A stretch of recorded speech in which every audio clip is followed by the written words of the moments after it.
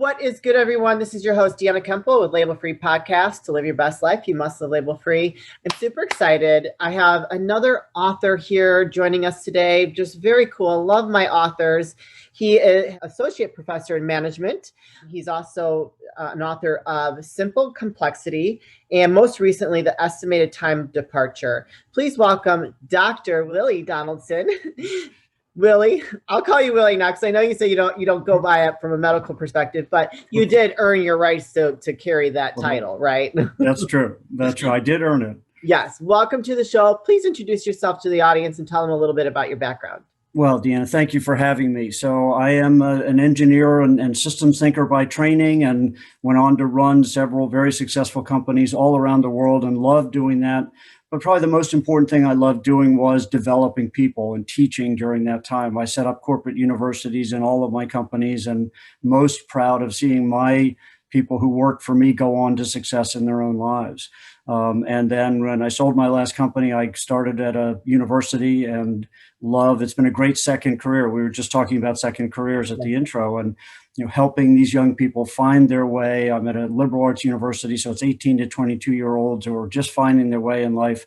And that's been just a great gift. And then, as I say, recently I've been an author of 2 books, one on running a company as a system, which has gotten a lot of traction.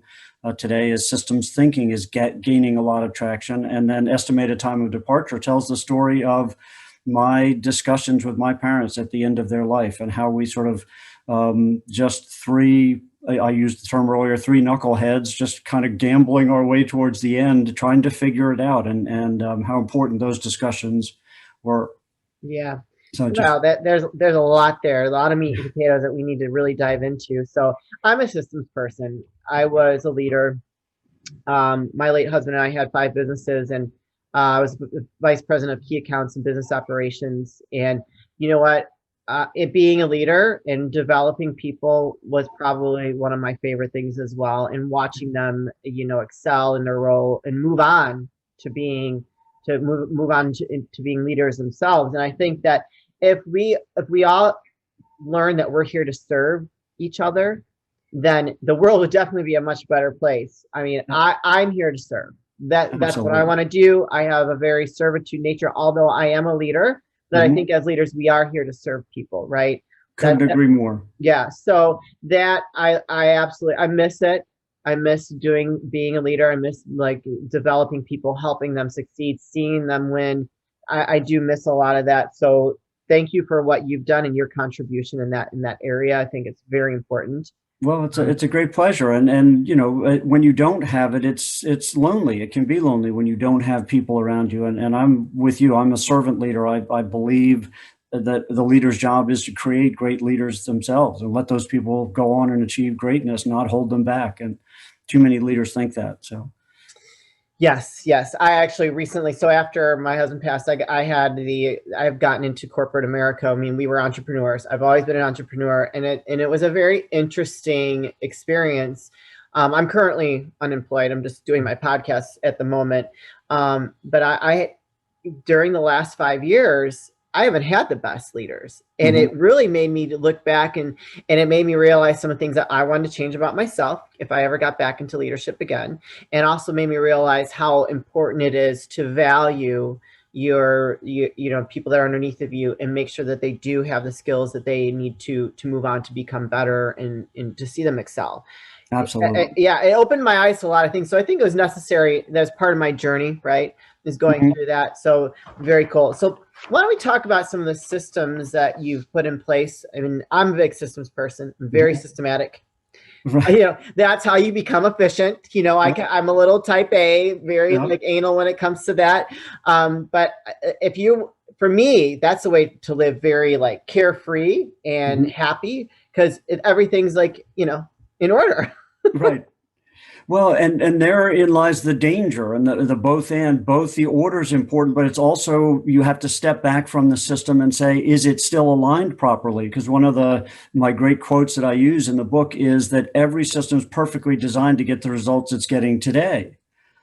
And so if you come back, if you're not getting the right results, take a look at the system. We all want to blame people, but often it's the system that's set up and causes them to do the wrong thing. So it's important, I think, to go back and constantly rethink our way of looking at things. And a lot of people don't like to do that. We've done Yeah. it this way forever. And the culture gets locked in and we keep doing it the same way rather than stepping back and saying, is there a better way to think about this and engaging the people?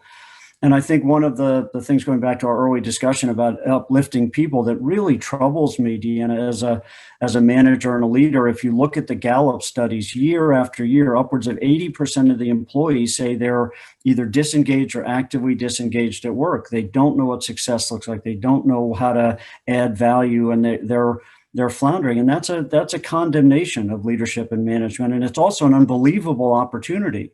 If we can unlock all that energy and get all those people really contributing at levels they never thought possible, wonderful things can occur. So it's, Yeah. Yeah. That would be magical. yeah. So you've been, you said you've been CEO of 9 different companies around the world? Well, eight officially, and then 3 as an acting CEO from a board position. So Oh, around the okay. world, And you've taken one company public. took a company public from somebody's house to worldwide distribution and a public offering. Just a classic American story. So That's amazing. What was that process like? it was tiring.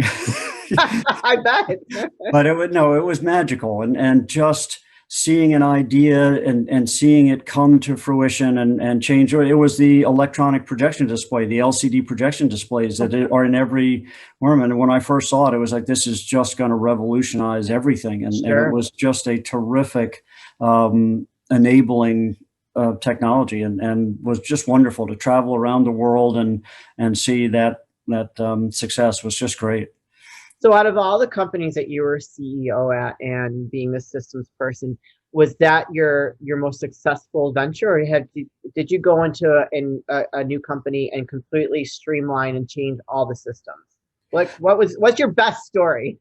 Yeah, I mean, taking InView from a 3-person firm to worldwide distribution and 2 public offerings in a leading position is, clearly that's the great story. But everyone's fun, and you learn through every one of them. And I think one of the things I did well, Deanna, was I didn't get attached. It wasn't about me, and it wasn't about my ego. It was about the entity. And so if you did the right thing for the entity, and sort of discharged your fiduciary responsibility, I could hold my head high in doing that. So, one was, I got started. My father had 2 companies and got very sick. And I took those over for him and ran them when I really wasn't qualified to do that, but just threw my shoulder to it, learned everything I could, and getting him extricated from those and running them effectively and having a good end of the business is important as the starting. For So sure. it's, For sure. really knowing who you are. And one of the companies I ran was a joint venture where the 2 partners were just not agreeing in how to go forward. And so I went to each of them and said, you're not in agreement. You should just dissolve this. You should sell this joint venture. And that's what we ended up doing. That made me out of a job, but it was the right thing to do because they didn't have a clear vision of what they wanted to do with the joint venture. Wow. Wow. So I have a question. I don't, this might be off topic or not, but you talk about you're a servitude leader, and I feel like there's a high number or high percentage of leaders that really kind of run things from an ego place and not really in that place of servitude where they really should be. And I feel like that is kind of what creates really bad culture and creates broken processes and systems in companies. So do you find that to be true? Absolutely. As a systems thinker, we talk about the culture as an emergent property of the system, right? Culture doesn't exist. There's not a dial. You don't buy it off the shelf. Right. It emerges from the combination and the interconnections of all the pieces and all the people. And it's going to derive from leadership. If leadership it micromanages, it's going to be a psychic prison. If they allow people to grow and they expect great things of great people and they choose well, the world can happen. And so it absolutely is critical. So have you ever gone into one of your companies and have changed that kind of mentality with your leaders? I have. One that I went into was a very old line company run a particular way, and in fact, a funny story. When I was being installed by the CEO of the parent company, and we were going down to install me and announce me as the new CEO. He said, "Willie, what's the first thing you're going to do?" And I looked right at him and I said, "Mike, I'm going to go and open the prison doors and let the prisoners out of the cells." Yeah. And they had great people, but they were micromanaging them and not allowing them to make good decisions. And so I went and took titles away and opened up the doors and got rid of tons of meetings and said, let's go just be really good at what we do, and just got the alignment and proper processes in place. And it was a great experience. That's awesome. Yeah. I hate micromanaging, and I hate to be micromanaged because I just don't feel, and the people that aren't going to be doing their job, that because you feel like you have to micromanage them, you're going to see it, and you just time to get rid of them. You know what I mean? Like, that's how I feel. Like, Yep. if you give them all the tools that they need to do their job, and if they still aren't doing it and you think that you have to micromanage, that's not the right person in the position. Absolutely. And You know? micromanagement feels like a lack of trust to good people. Yes. And they'd wonder, why don't you trust me? And it's frustrating for them.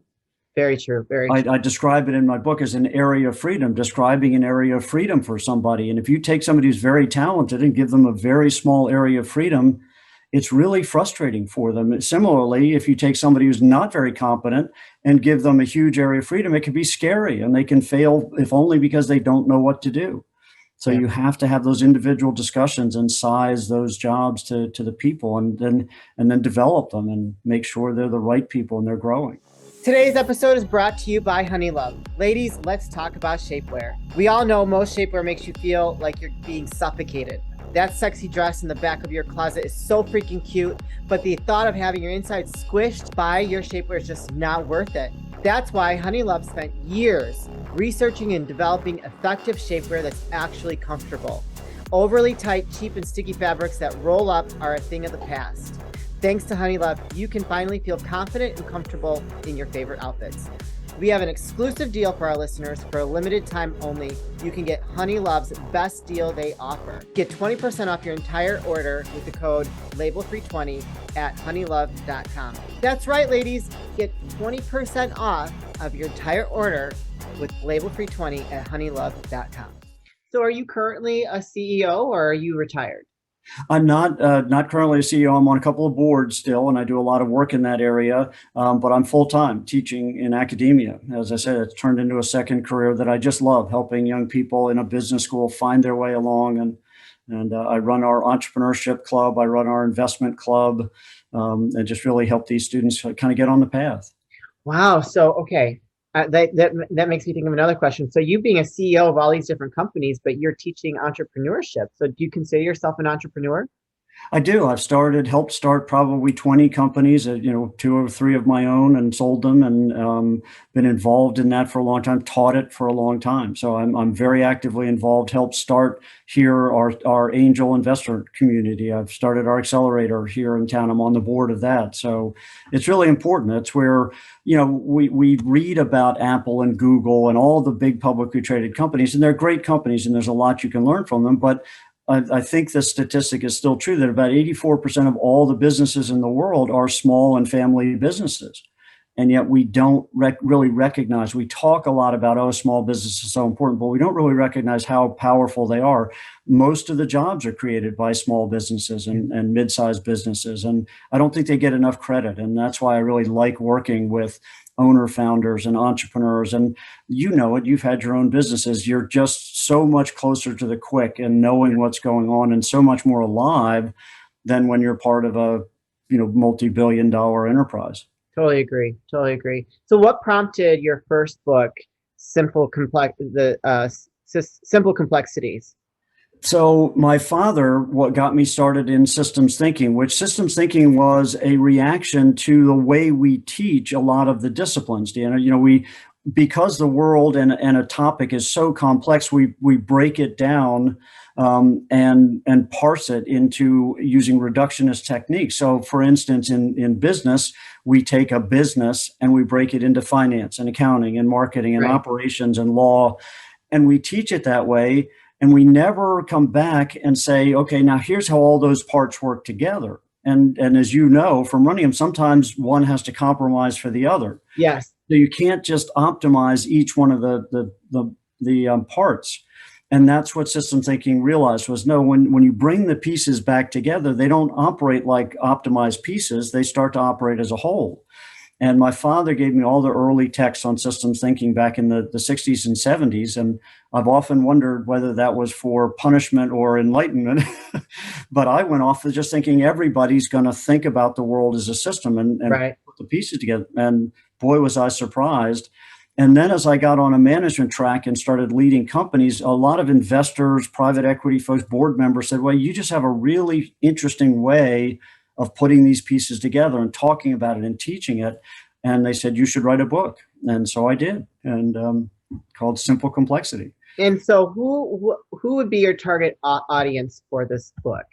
Really, it's, if you use the most basic definition of a socio-technical system, it's elements interacting with a purpose. Well, that's just about everything. That's a team, that's a small not-for-profit, and so it's really managers and leaders of any sort of enterprise who are charged with taking a set of elements that interact with a particular purpose, a mission, a goal,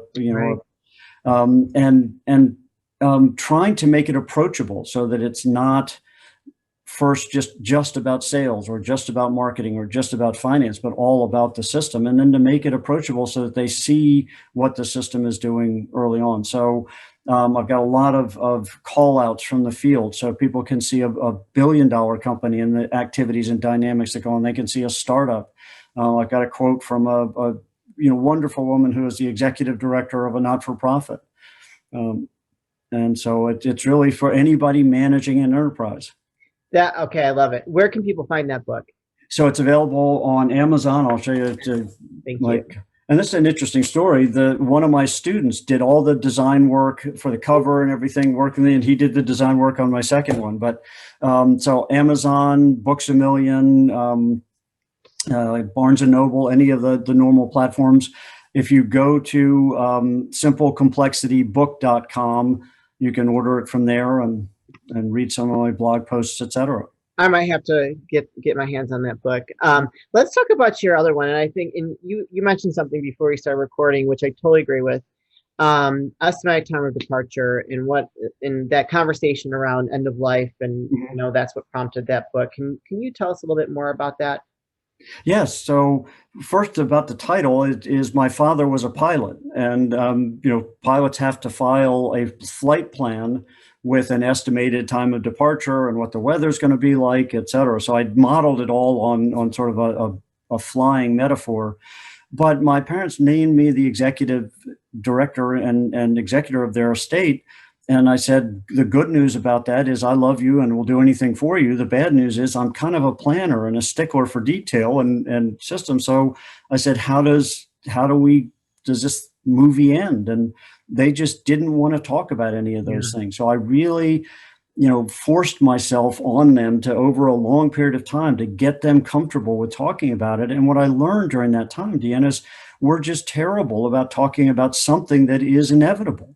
Yeah. Which it just, and I start the book that way. Say, if you knew you were going to have to move to Cleveland because of your job, you'd probably start doing something. You'd start researching Cleveland. You'd start putting your house on the market, cleaning it or whatever. If you knew you had to learn a foreign language, you'd start taking classes or whatever. Well, we all know where the end is coming. Right. Well, we just want to ignore it and kick it down the road.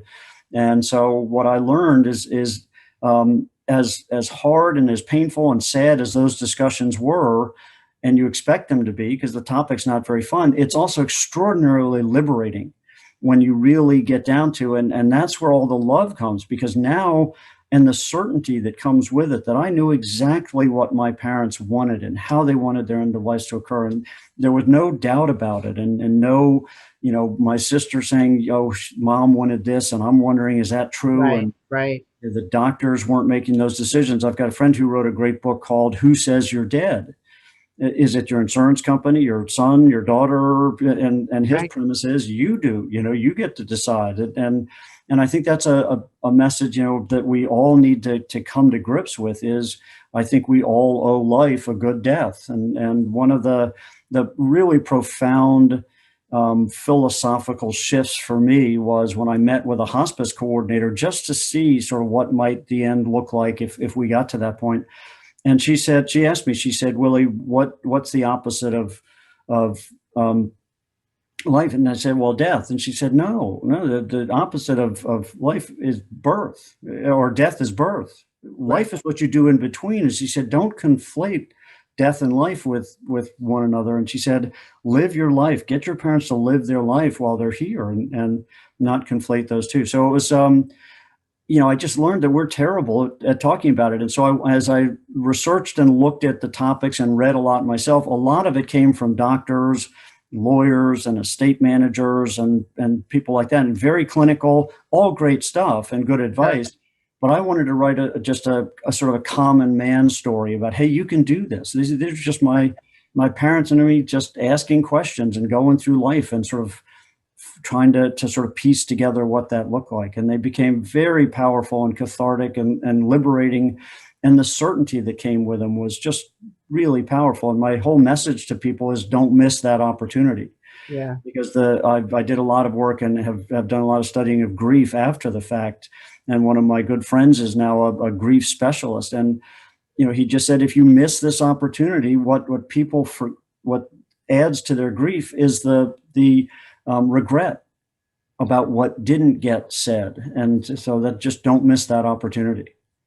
Wow. Very powerful stuff. And like I said, before we start recording, my best friend says, we all have a reservation we can't cancel. And I think it's very true, Yeah. So like knowing that should really kind of set the tone of how you live your life, Absolutely.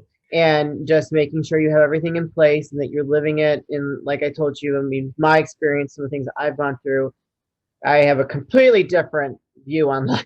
It's just like, you need to live every day to its fullest. You just need if you have a dream, go after it, because regret is not something you want to live with.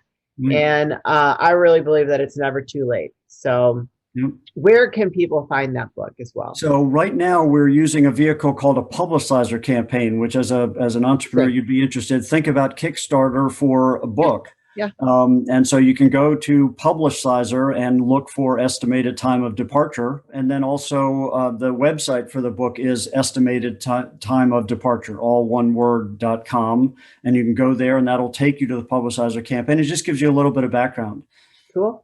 So it's not published yet, but it's going to be going to be published here. The ebook will be out in a few months, and the paperback copies will be out in the fall. Very cool. So we've already had 2 of your links. Are there any other links that you'd like to share with the audience that they can go to find you? No, those are the other. I'm on LinkedIn. They can look me up there, and those are the 2 most important. Perfect. All right. I will also put that in the show notes. Is there any last words of wisdom or advice you'd like to leave with the audience before you wrap things up?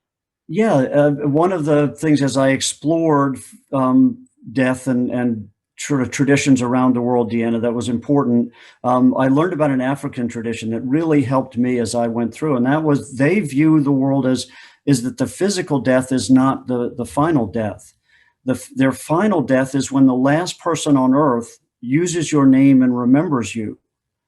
And that was very powerful to me. And it's been proven since that happened that, yes, the physical death of my parents was sad, but we were prepared for it. And they've never left because I still write about them and talk about them all the time. And so that philosophy of death really moved me and helped me. And I hope will help your listeners.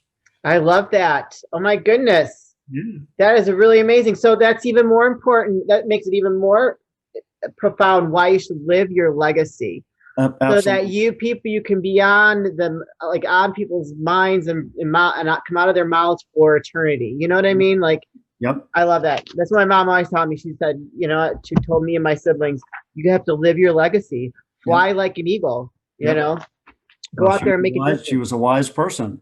Yes. Well, she's still here. So. Oh, good. Yes, I'll be seeing her today. Actually, I love my mom. She's. Well, give her a hug for me. I will, for sure, Willie. Thank you so much for being a guest. That was very informative. And we ended it on a very good, just positive note and talking about something that's very real in everyone's life. You guys, this is your host, Deanna Kemple with Label Free Podcast. Live your best life. You must live label free. Please don't forget to subscribe, like, comment, share, follow, all those good things. And I'll be back very soon with more dynamic guests.